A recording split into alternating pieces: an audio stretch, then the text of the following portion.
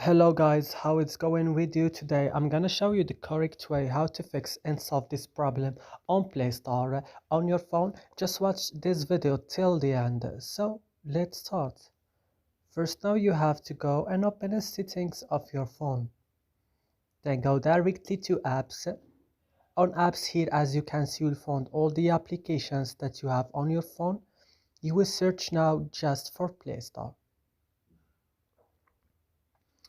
Where is Play Store?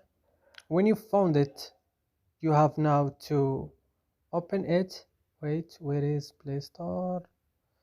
I'm still looking for it. Yeah, this is Google Play Store. And then go to storage and click on clear data, click OK, then go back and click on force stop and click OK. And now the last thing is to restarting your phone, and that's it. So I hope this video is helpful for you. Do not forget to like, subscribe to our channel. See you in another videos.